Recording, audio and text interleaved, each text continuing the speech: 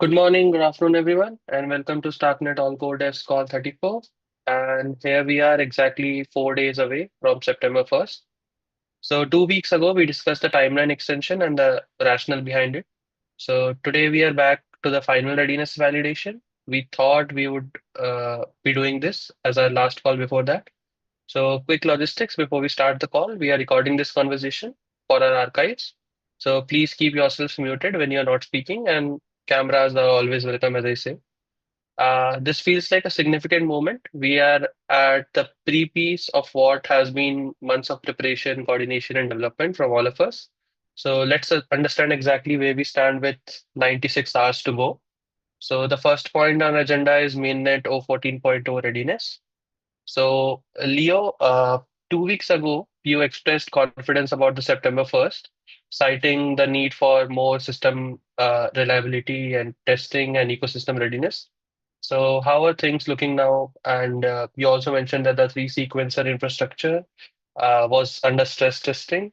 So how has that validation progressed? And one more thing which I wanted to ask is about the legacy transactions. Is there any improvement from the bots that you were mentioning last time, or we just are going to ignore them for now? And yeah, over to you. Yeah, thanks. So about readiness, it seems like we're going to go ahead with the upgrade. So things are looking better and better. Um, the upgrade itself is um, a bit of a complicated process, and it will involve around 15 minutes of downtime in which no transaction will, like all transaction will be rejected right at the gateway and no new blocks will be produced. Um, so we'll try to upgrade Starknet uh, when there is the least amount of activity. So we'll go ahead and do that around 6 a.m. GMT. We'll notify everybody. We're already notifying, and we will notify also and finalize in all the relevant channel. So also for everybody listening, invite to join the relevant Telegram groups, Starknet Core Stars and Starknet Testnet and Mainnet, so that you can have all the updates available. And we'll also update the status page of Starknet. So yeah, about readiness, this is where we're at. Things are looking good. Regarding legacy transactions, we haven't seen much of a change in the bots activity. So yeah, I mean, assuming that the operators of these bots are familiar with the SDKs, which they wrote the bots for, it's should be really an very easy upgrade to their code to adapt themselves to the transaction v3 and 0.8. I think that's pretty much it on the logistics. So yeah, also everybody who's running nodes that are 2 months old or more, invite everybody to upgrade to the latest version of Pathfinder and Juno. Also, after the upgrade, we'll continue to push the ecosystem to upgrade their nodes because some relevant UX features are coming on the node side, and we want all the ecosystem to be able to enjoy that. So yeah, we'll expect one more upgrade push shortly after the mainnet upgrade. Okay. I think that's it. Okay. So I just wanted to highlight and confirm one. So the downtime will be around maybe September 1st, 6 a.m. Yeah, Uh, September 1st. GMT. Yes, yes. Okay. Okay. Thank you, Leo, for your update. And then we can move on to the client teams. So let's hear from each one of you where things are and how we have progressed since the last conversation. So for Pathfinder, I guess today either Vaclav or Chris, any one of you can give an update. So 2 weeks ago, you had just released Pathfinder 019 with full RPC 0.9 support, but discovered that some reorg notification oversights in the specifications. So how has that been resolved, and have you gotten any clarity on whether the missing reorg notifications for new transactions and transaction receipt subscriptions should be addressed? Okay, so first let me try to apologize. I didn't plan on doing the update and I don't have up to the minute information. But since the last meeting, we did a new Pathfinder release and did some testing and bug fixes, which some of them are in the release 020, but not all of them. And we are planning to do another release this week. This specifically includes these reorgs in extra transactions and that other fix you mentioned that is implemented but not yet released. So we are planning to do it this week, and some other bug fixes and new features. So I think that's all for me. Chris, do you have anything else? I've been working on like consensus related stuff, so I think you're more up to date with the recent release. Yeah, that's pretty much it from me. Okay. And I don't know if you guys have the answer to this, but there was one more thing which I was going to ask is that you mentioned that you were upgrading your validator attestation package. So how did that progress is coming along? If you can Sorry, I didn't share. understand the question. The validator attestation package, you were saying that you were working on it for an upgrade. So has there any progress been made on that side, or it's pretty much the same from last conversation? I think it's pretty much the same from the last call because Christian has been working on that package and he's been on holiday, so not much progress there. Okay. Okay. Thank you, Vikla. Thank you, Chris. So we can now move on to Juno. So we have Rodrigo here from there. And last call, we were planning to release 015.2 that day with full RPC 0.9 compliance. So how did that release go, Rodrigo, and any issues or feedback since then? And you also mentioned that the work was being continued on Tendermint optimization, particularly around network partitioning handling.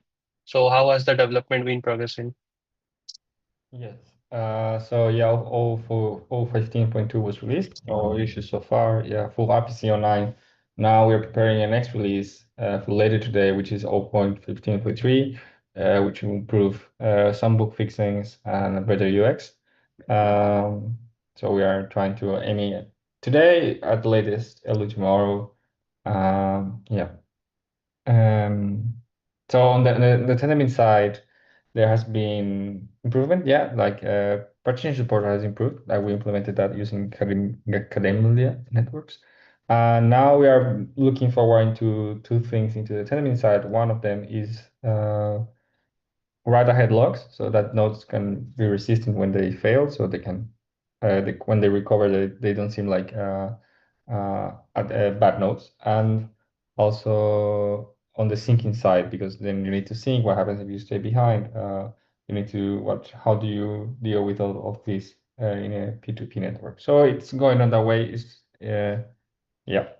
So regarding the Malachi consensus test, not too much advancements on that. And regarding the September 1st deployment, yeah, it's gonna be ready. 0.15.2 is already good enough for it. 0.15.3 will bring improvements, but they're only in the UX side mostly. So yeah, yeah, that's us for now. Okay. Thank you, Rodrigo. Thank you. And from KSL Labs, I think today Nathan can help us with the update, or is it going to be Trantorian?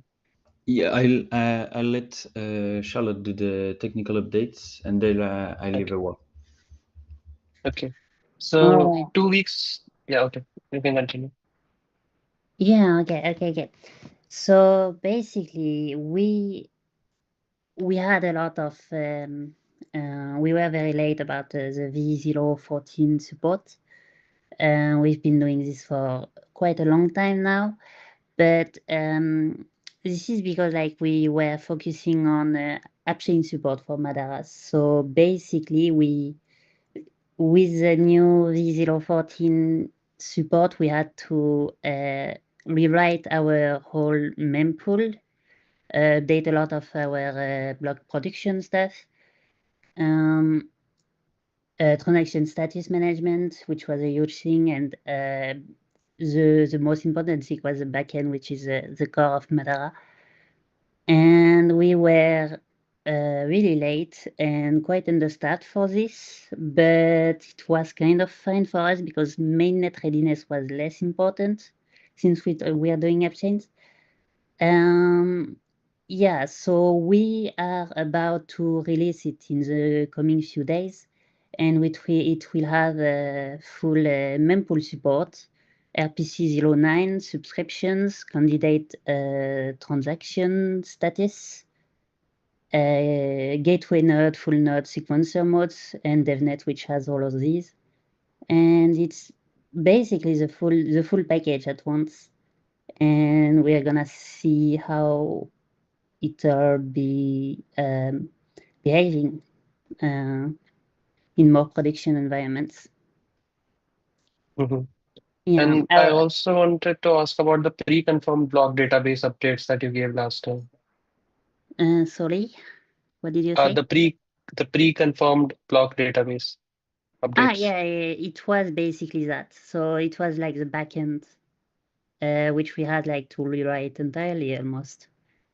And yeah, because like for block production, it's way different, and like the fact that you can undo the pre-confirmed block in case of consensus failure and stuff. So basically, we're pretty much done, which is really cool because like when we will be thinking about like consensus and stuff, we have like most of the package for that. But as Nathan will tell, I don't know if that's gonna happen. So Nathan. Yeah. So the idea is that we will have 0.14.0 by the end of next week. We hope so. So we should be ready. And we wanted to let everything set up so that consensus and everything could be implemented later on, because we will be sunsetting our work on Madara, letting Carnot taking over it. So so the idea is that we close it with this 0.14 implementation, but we will remain on Starknet, mostly pivoting on AI works, mostly on the framework on Kerocoder. So we will still be joining the core dev updates, but not for Madara anymore. Okay. Thank you, Nathan. Thank you, Charlotte. And we can move on to the next point on agenda, which is consensus implementation status. So as we know, for informal systems team, Yarek mentioned last time the transition with Adi moving to Circle. We have Yasmina who will be taking on this responsibility. So Yasmina, how has the transition been progressing? And if you can give an update on Malachi 2.5. Yep, sure. So basically, the transition has now they're officially transitioned out of informal. I am taking most of Adi's responsibilities. We already have 2 engineers that we started onboarding even before the team spun out, so they should be pretty much onboarded right now on the core consensus sort of concerns. One of them is heavily involved in the syncing work and fixing some bugs that were discovered there. We have also one of them, playing with the interop tests and scripts to see like what if potential there's questions from people that she can be like really there to support them. We have also one person who is also fully onboarded on the protocol side, a research engineer who's onboarded on the protocol side of things. So Manu, I think I introduced him in one of the channels.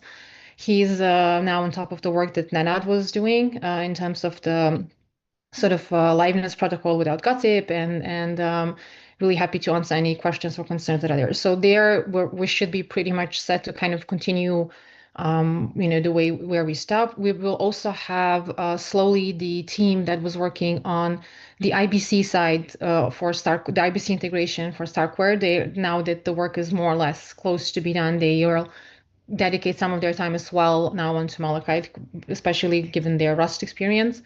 So we should be, decently staffed there and as well onboarded.